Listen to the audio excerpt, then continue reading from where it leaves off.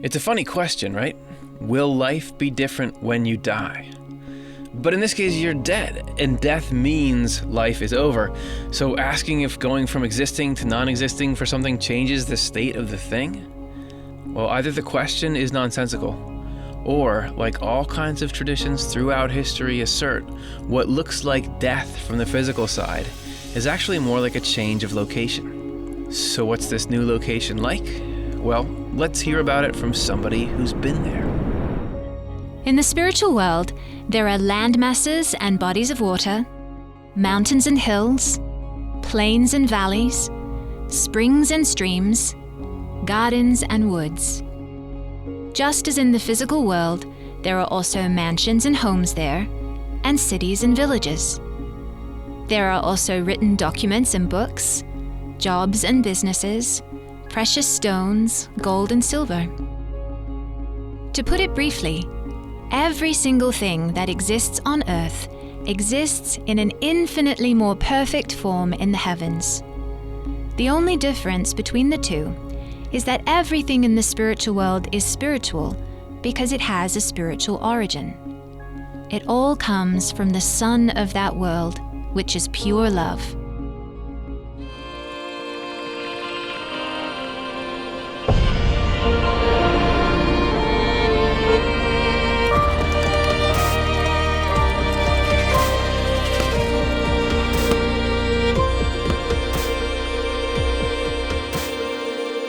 Hey, welcome to Swedenborgian Life. What you just saw was a description of the afterlife from Swedenborg, who reported having direct, lucid access to the spiritual world. Like he could go there, do some stuff, come back for 3 decades uninterrupted. And what he reports is that he saw this life after death that is full of stuff. Just like you have stuff here, vivid sights, sounds, smells, tangible objects. There's a lot there that will be very familiar to you and I who grew up in this world, which is also filled with stuff. But there's also these key differences. He's talking about 2 different suns. Right? That we have a sun here. There's a sun that planet Earth revolves around, but there's also a sun in the spiritual world. And remember, this is what he said about the interesting character of that sun. He says, the only difference between the two, meaning those 2 suns, is that everything in the spiritual world is spiritual because it has a spiritual origin. It all comes from the Son of that world, which is pure love. Okay, that's the only difference, is that instead of being made out of nuclear fission or fusion or whatever the sun is, it's made out of love. Because in the spiritual world, love is a force. Love is a thing as tangible and as impactful and as omnipresent as gravity is here. So love actually is what there directs and creates things. And you see that here. This part of us that is spiritual, the part that's emotional and cognitive, how big a deal is love in there? It directs everything we do. So in the spiritual world, you see that, but written externally as well as internally. So everything there is actually responsive to thoughts and feelings. There could be a hint of a responsive nature of the physical world to thoughts and feelings. There's that, the double slit experiment, and there's some instances where we can get thought to interact with machinery. Stuff inside our minds and hearts affects how we experience things. But overall, pretty much, this desk doesn't care what I think or what I'm feeling. I can't really affect it there. That's the way that physical matter is. But in the afterlife, there's matter as well, but it's not physical. It's a spiritual matter.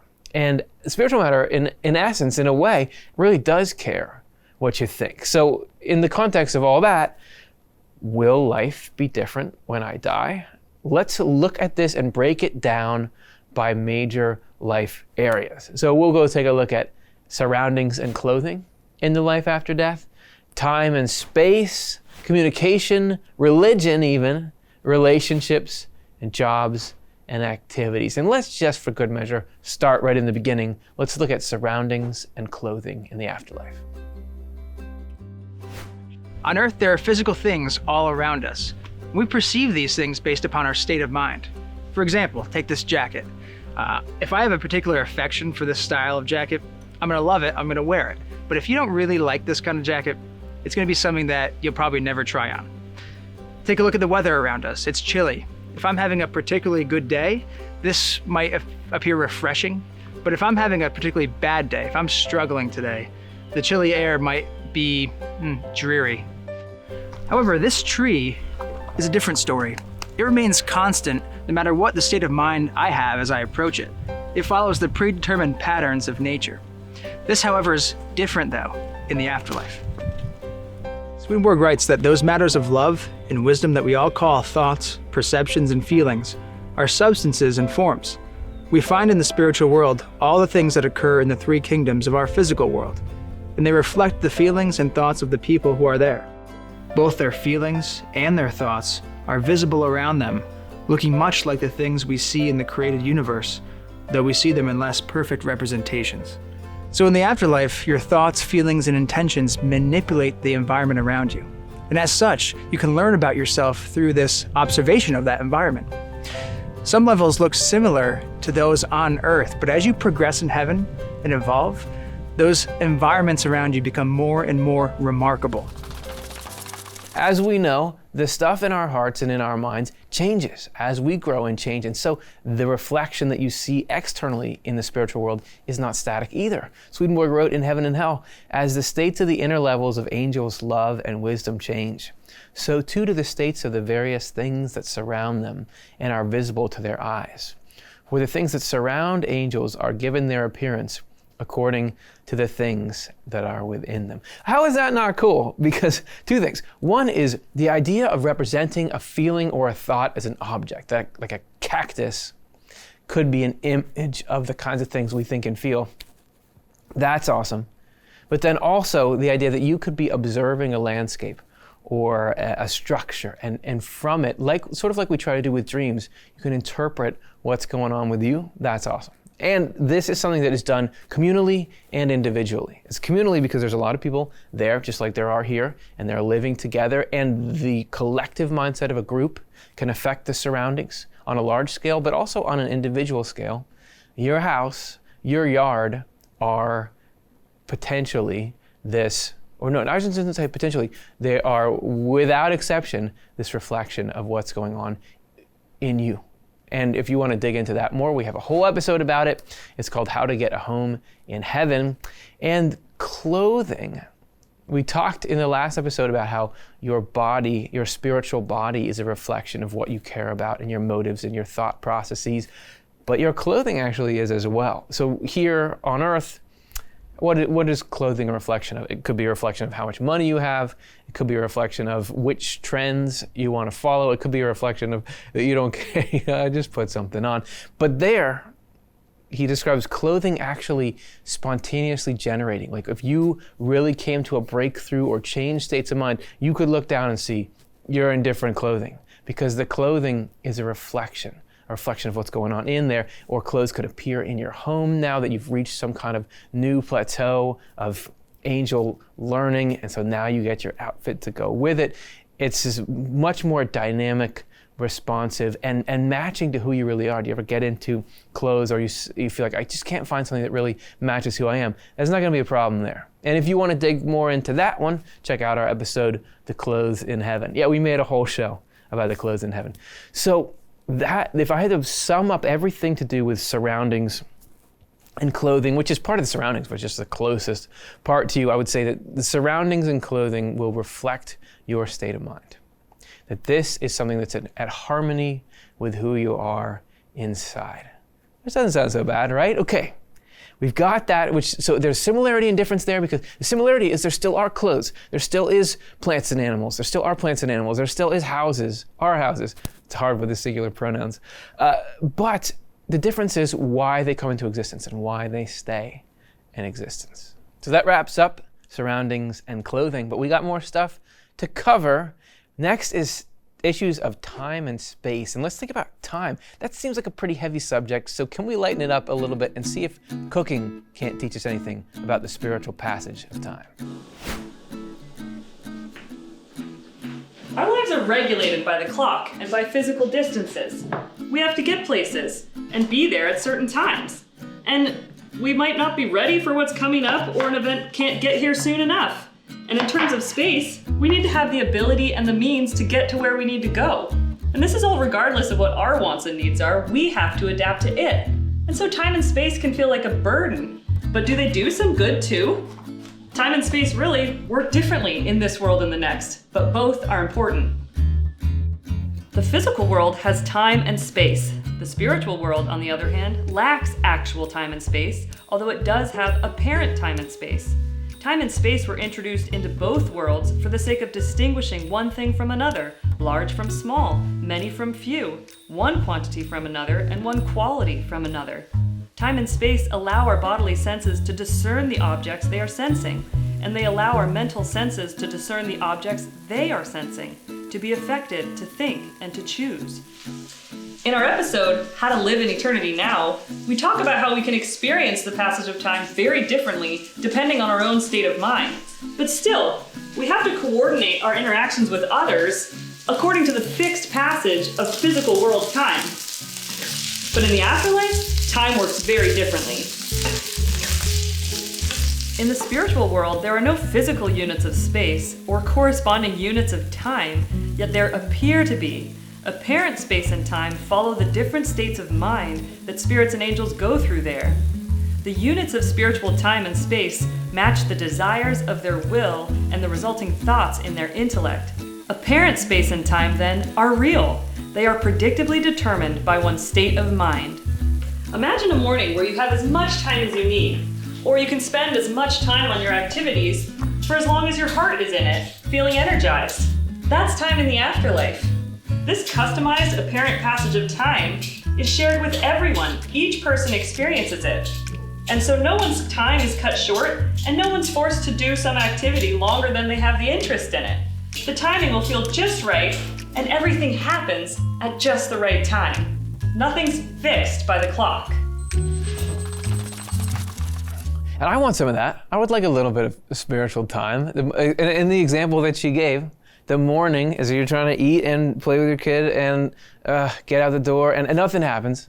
So would be nice to be able to have that sort of accordion there. And distance actually works in a very similar way. We'll talk a little more about distance between things later in the show. But for now, we'll just say that spiritual distance is real, but it's just not fixed in the same way that physical distance is. Things very much, though, take up space.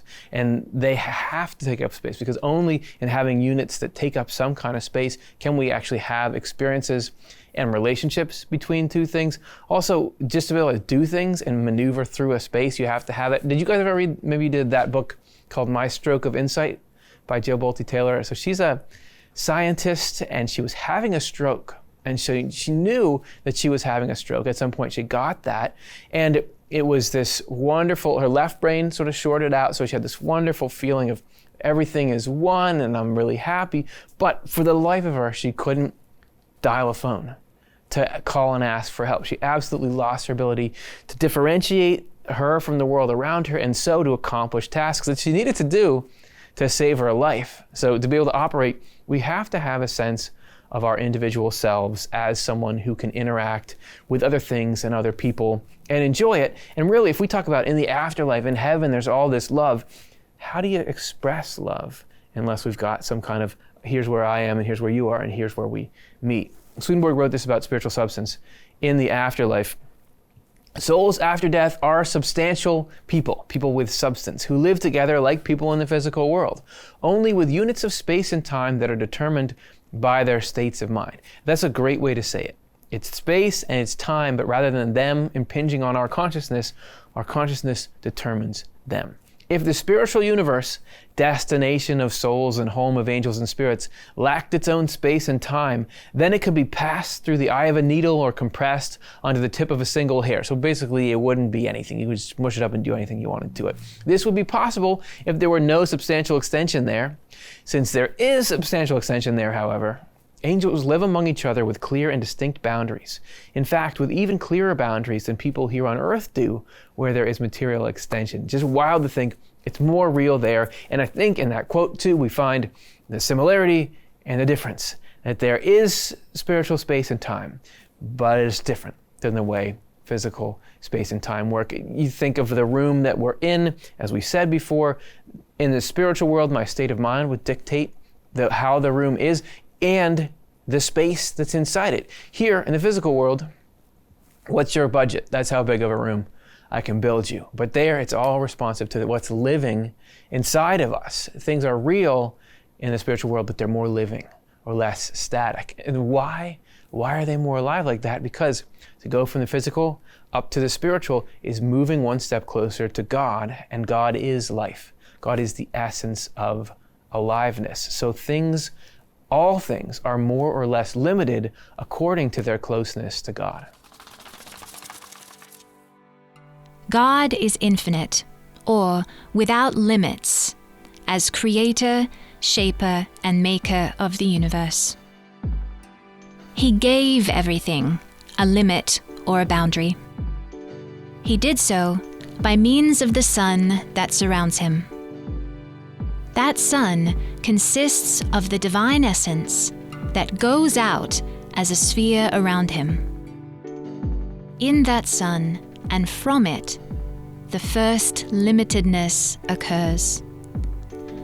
Things are increasingly limited the closer they are to the lowest level of nature in the world.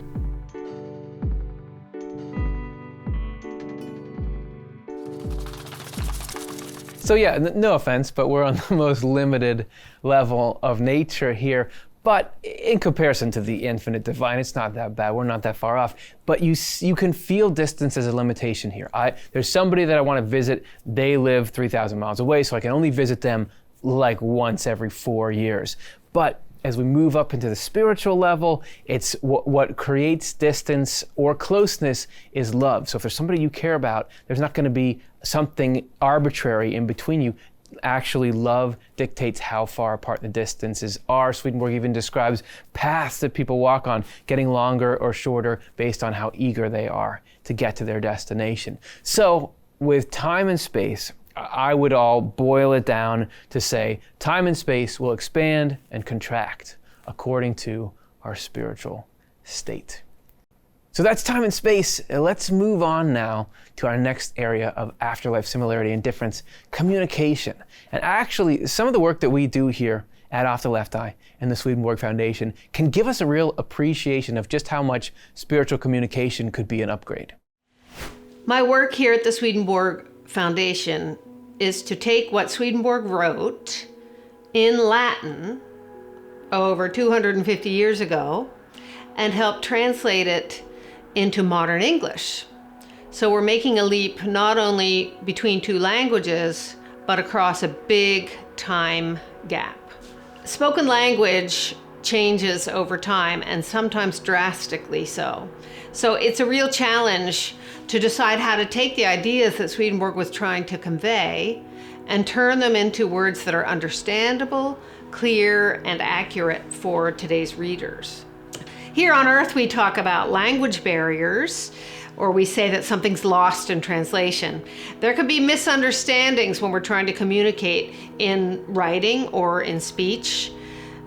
The words we have to choose from sometimes fail to convey everything we're meaning to convey, everything about our intention.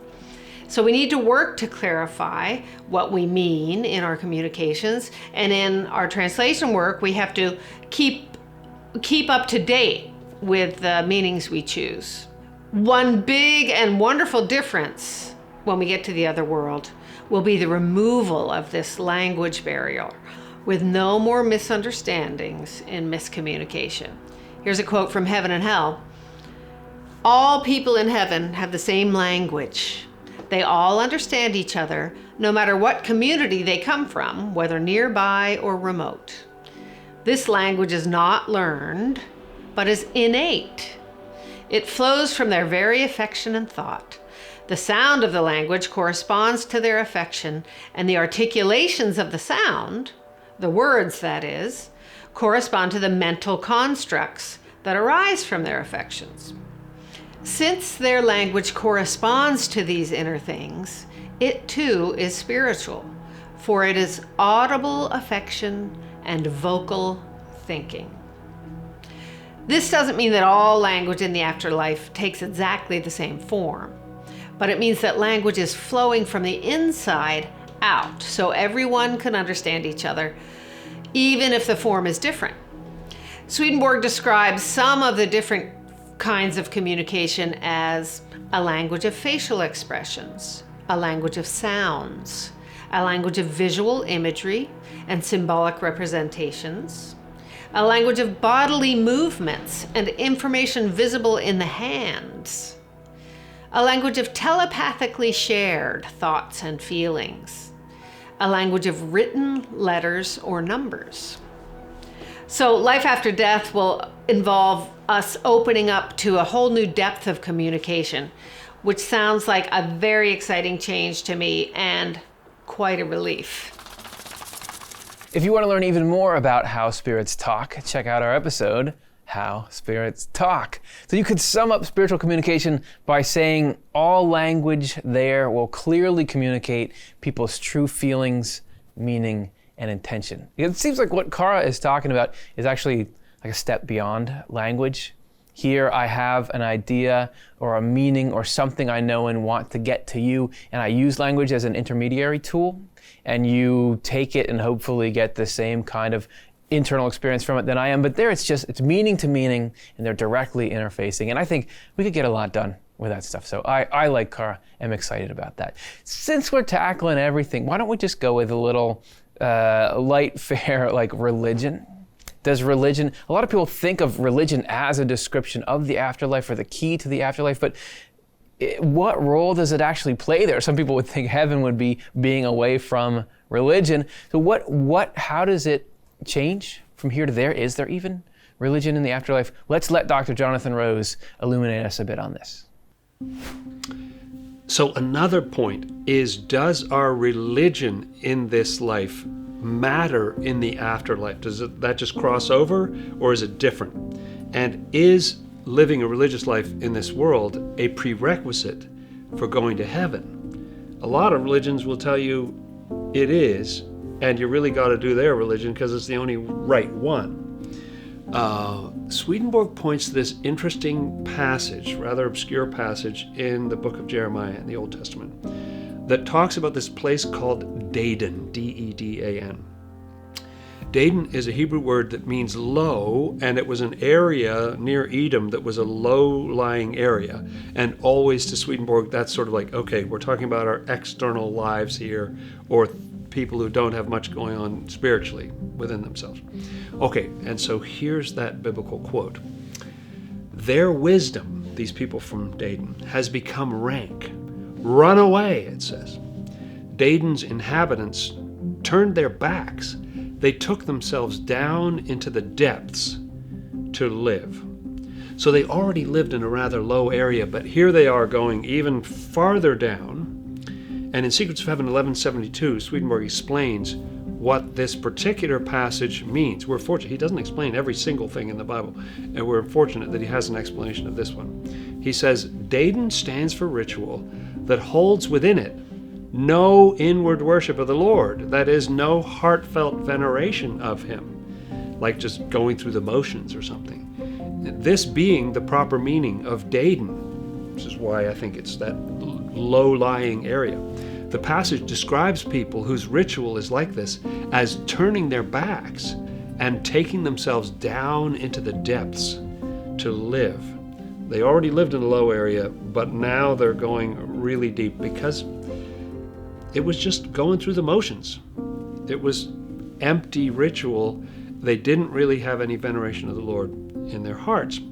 So, Swedenborg says in a number of different ways that our outward practice or the particular flavor of religion we had in this world actually by itself doesn't mean much. He has a definition of religion that is actually pretty interesting compared to what a lot of people felt religion was. A lot of people will tell you religion is about your beliefs. It's about, knowing the right things or reading the right books and all that. Here's what he says right at the beginning of his book about life. Religion is all about how we live, and the religious way to live is to do good. So that means that earthly religion can be helpful, But it's only helpful if we're using it to learn how to benefit our neighbor, how to be loving toward our neighbor, how to have compassion and understanding for our neighbor, and thereby how to connect with God, because those are all the same values that God has. Swedenborg had the bizarre experience of seeing many respected religious leaders from his time in the physical world, and they're getting love and adoration from everybody. He's such a powerful preacher and everything. And then they go to the other world and he sees them on the other side. And it turned out in a lot of cases, too many cases, that they were cold-hearted hypocrites. They were people who were in it for themselves or the money, who kind of despised people and didn't really care about them. And that was all a facade. And he also, conversely, saw many people from all kinds of different religions all over the world, even though he'd been taught growing up that Christianity was the only way to get to heaven. Oh no, he saw people from all kinds of different religions, and even people who had no particular religion, or they grew up where that wasn't a thing. But if they had love and compassion, if they treated other people well, they were fine, and they found it quite easy to connect with God, to be led to heaven, because they had the thing that you really need. And Swedenborg says this is why Jesus said that shocking thing in the New Testament: not everyone who says to me, Lord, Lord, will enter the kingdom of heaven. It's not a matter of what you say, but those who do the will of my Father in heaven. And doing the will, so it's about the doing, not just the saying. And the Father in heaven, in Swedenborg's correspondences, always has to do with love. So it's actions that come from the type of love that exists in heaven, and the way that God, who is love, is present there. So on earth, our words and actions can get us praise, or we can be criticized or rejected. People may think, oh, that person's really spiritual, or people may think that person's really not spiritual at all. They're very materialistic and worldly or whatever. But that's just the opinions in this world. In the afterlife, Swedenborg says, it's not going to matter what your external religious affiliation was, what your ritual practice was. It's not going to matter whether a ton of people approved of you or saw you as a great spiritual person. The thing that matters, maybe the only thing that matters, is what kind of life we led. Did we treat others well? What were our true intentions toward the neighbors that here we are walking through this world with? So God in heaven can work with good intentions, no matter what background we come from, no matter what religious persuasion we are, no matter what flavor, no matter where we came from, whether we had no religion growing up or whatever. That's what God in heaven are primarily looking for. It seems like that's how it would have to be if you actually have divine love and wisdom looking into some kind of connecting mechanism like religion. It would have to be what Dr. Rose just described. And it's so foundational to Swedenborg's cosmology that it's actually, he describes it really succinctly in Divine Providence 101. Okay, well, I know that the college numeration system, of course, it wasn't around then, but it's not lost on us that it ended up there. He says there, in the spiritual world, where we all arrive after death, no one asks what our faith has been or what our beliefs have been, only what our life has been, whether we are one kind of person or another. And actually, he explains further that it's not even who have you been, it's who are you now.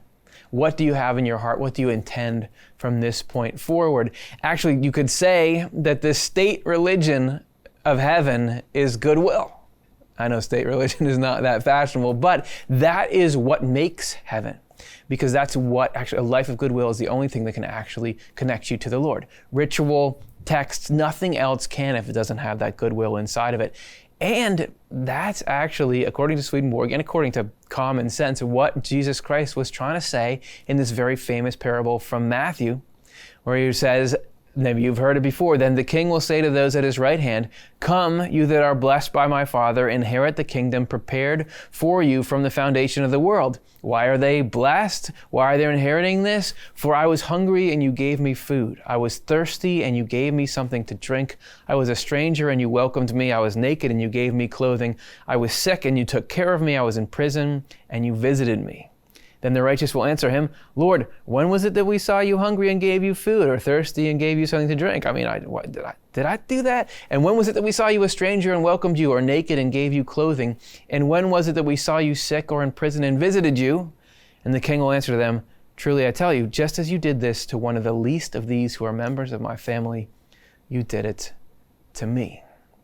And it may seem like in that parable, Jesus is just listing enough examples, hungry, stranger, tired, that you get that it means all of life. But Swedenborg says those actually each correspond to a whole category of charity, that those all together in their inner meaning do paint a picture of everything kind we can do for everyone in all these different states of need. So it's a total thing.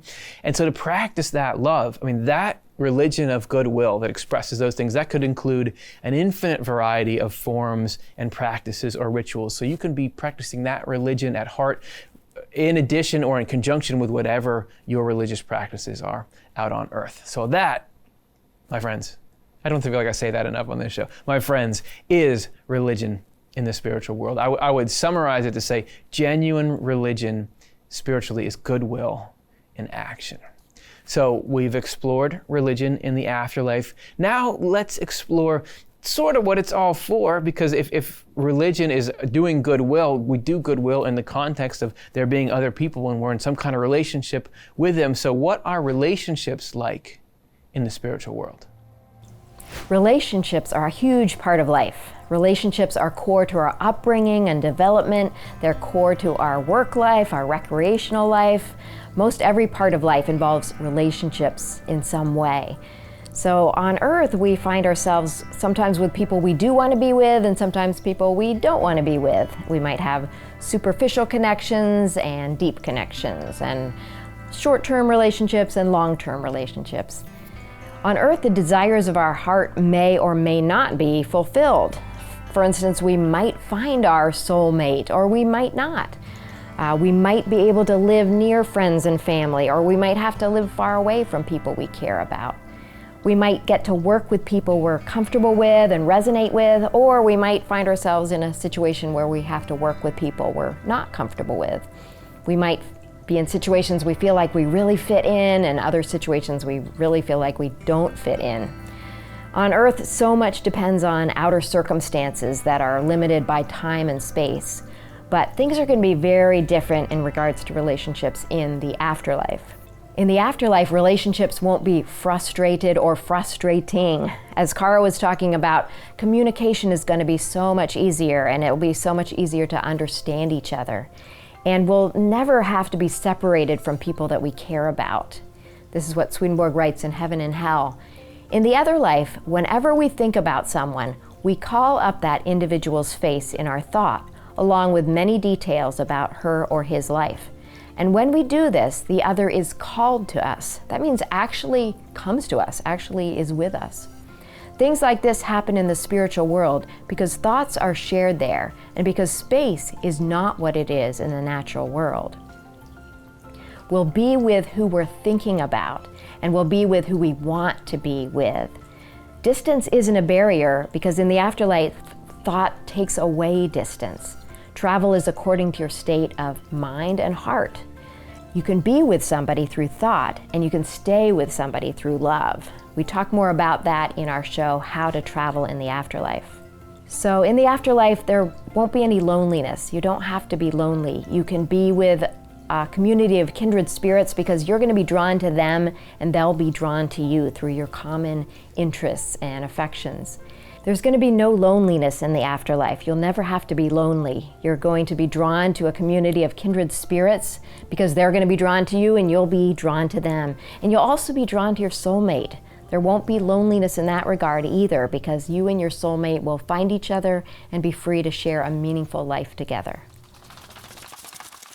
So again, similarities and differences. The similarities to this world because you have relationships there and the kind of relationships that we have here. But the difference is that what those relationships are driven by is relationships of hearts and minds. And that difference is a lot like the difference with space and time that we went over already, with clothing and surroundings, that everything spiritual is more about what really is, and really is on a psychological, emotional level rather than on an arbitrary outer level. Because here, relationships can be dictated by biology, which are sometimes good, sometimes not good, or circumstances, where we are.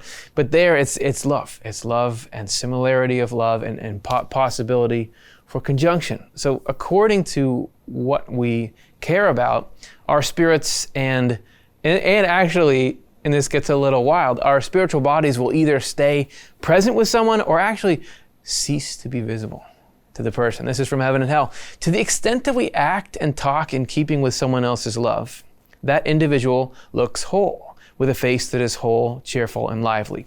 This is describing in the spiritual world. To the extent that we act and talk against someone else's dominant love, though, that individual's face begins to change, to dim, and to be hard to see. Eventually, it disappears as though it were not even there. So your face disappears if somebody is really boring you to tears or really attacking a central principle of what you hold dear. I've often been amazed at this because this kind of thing cannot happen in the world.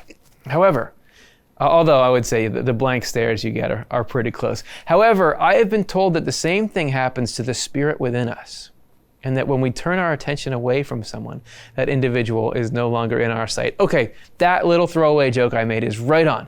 When you get those blank stares, when you can tell you're communicating with someone or trying to explain, this is it. If you're trying to explain a vision to somebody and why something matters, and you just can tell this is not clicking with them, they might as well be somewhere across the world. They've checked out. We even talk about that. They're here with you, but they've checked out. They're gone somewhere. Well, that's because our spirits literally do that. They literally disappear from each other when we're not compatible, even though the bodies are still there, taking up space in the same room. So for relationships, and I'm putting this all in negative terms, but the positive ones are the love that we have for each other brings us even closer, and that the spirits themselves can find each other, because that's what true love does. So with relationships, in the spiritual world, we'll be with whomever we truly want to be. That's how the spiritual side of it works. So finally, what are we going to be doing after we die? We've got all this stuff that makes it so you can live. We've got space and time and surroundings and appearance and relationships. What are we filling that time with? What are the similarities and differences between the jobs and activities here and in the afterlife? And again, our own organization here is going to provide a helpful prop for us to explore that. Here we are at the OffTheLeftEye studio, where hopefully people are doing things, and doing stuff, as in, what do I do with my life, is a huge part of human life. And it's not a part of life that we leave behind when we die, because when we die, we don't stop having life. This is what Swedenborg wrote, True Christianity 693. After death, we live on as human beings, just as we had in the physical world before. As we used to in the world, we see, hear, and speak. As we used to in the world, we wear clothes and accessories. As we used to in the world, we feel hunger and thirst, and we eat and drink. Get the kids out of the room for this one. As we used to in the world, we enjoy making love to our spouse. As we used to in the world, we go to sleep and wake up. And the point that he's making is that human life continues. And part of what human life is this question, what do I do with my life? What do I do with my afterlife? When you're in the physical world, usually that question is complicated by external circumstances. So you may even have a sense of what you can contribute or what you'd like to be doing, but you don't have the opportunities to get there, or the money, or even the skill set that's blocking you from this connection to, an ultimate use for you. But on the other side, we can be part of the problem if we're chasing things like power and money apart from use that can actually lead us away from what the whole having something to do with your life was meant for. But in our recent show, we talked to you about this whole world of spirits sorting tool that we all get sent into at the beginning of the afterlife, where you get to know who you really are, what right and wrong really are, and get cleared up of any tertiary stuff that's trying to pull you off the path. And once we get sorted out like that, then we see this confluence of our desire, our primary urge to be useful, and God's providence trying to lead us to where we can specifically contribute. And then you get this amazing thing that's actually the core of all joy in heaven. That use, your specific contribution, is what heaven is. Swedenborg actually saw people try to live out this, we don't have to do anything, it's heaven. But that was boring. It's actually doing something that makes you happy. Nobody needs to earn money after death. People work because of the joy of being part of meaningful and amazing group efforts. And like everything spiritual, your heart's desires will lead you to satisfying and fulfilling work that will fill you with a sense of purpose. You'll be led to people also who share your passion and who want to work with you to make things happen. And yes, there will be also lots of forms of recreation that will be rejuvenating and recharge you, but it's all for the sake of what you're doing with your life. So some of the functions that angels perform, or the kind of angelic jobs that we could be looking for, is analogous to stuff that we do here. You can check out our show, A Day in the Life of an Angel, for some of that.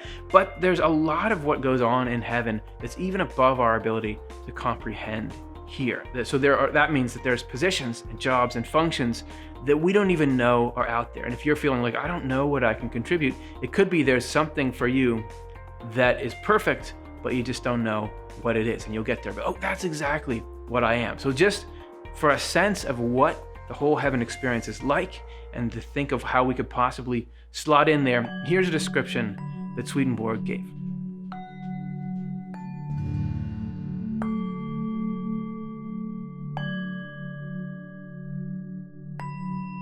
To offer just an idea of it, the countless pleasures and joys in heaven, which come together to create a single experience shared by all, carry with them a certain emotion.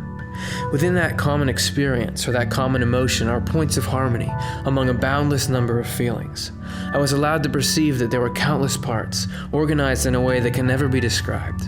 Every one of the parts is alive, and every one of them affects us all the way to our core, for the deepest parts are where heavenly joy comes from.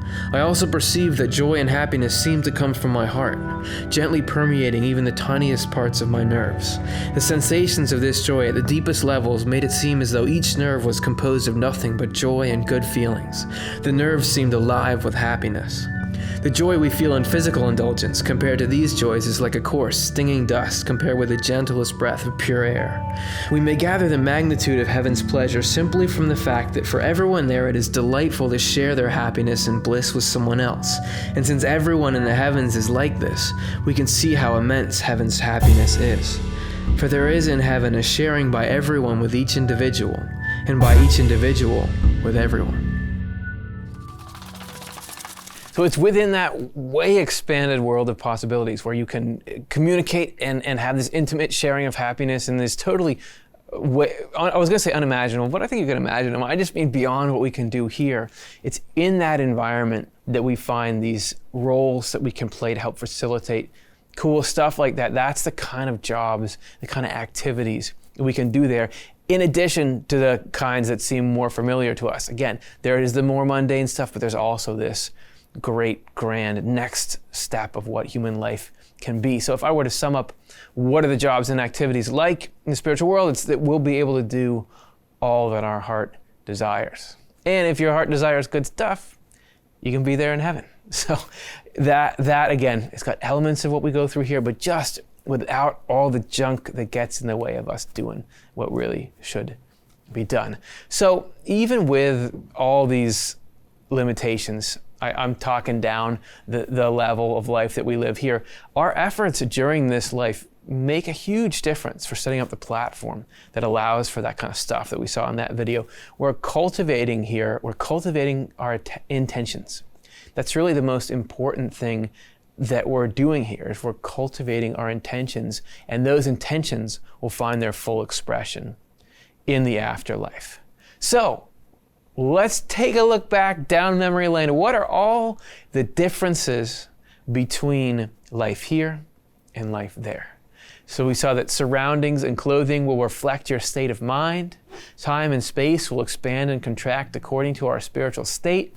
All language will clearly communicate people's true feelings, meaning, and intention. Genuine religion is goodwill and action. We'll be with whomever we truly want to be. We'll be able to do all that our heart desires. it doesn't sound so bad. It sounds like the next step up from where we are here. You recognize the framework, but the life has got that much more love in it. So in our series here, we've looked at, what does it feel like to die? Will your body be the same or look the same when you die? And now we've just answered, will life be different when you die? Next, we're going to look really deeply into how our very consciousness can change in our show. What happens to your mind when you die? We'll see you there. We want the ideas and insights we cover to be available for free to anyone, anytime they need them. As a nonprofit, we depend on donor support to continue to create high-quality programming. Any gift you give joins you to the central network of people in the world who make our work possible. You can deepen the significance of your gift by making it in memory or honor of someone special in your life. This could be done as a one-time gift, recurring monthly, or run as a special fundraiser for your circle of friends and family. Go to otle.causevox.com and follow the prompts to make a gift in whatever way is most meaningful for you. Your support helps the ideas in our content reach and nourish thousands of people every day around the globe. We couldn't do it without you. Give if you can, receive if you need. If we cycle through in this way, in the end, everybody wins.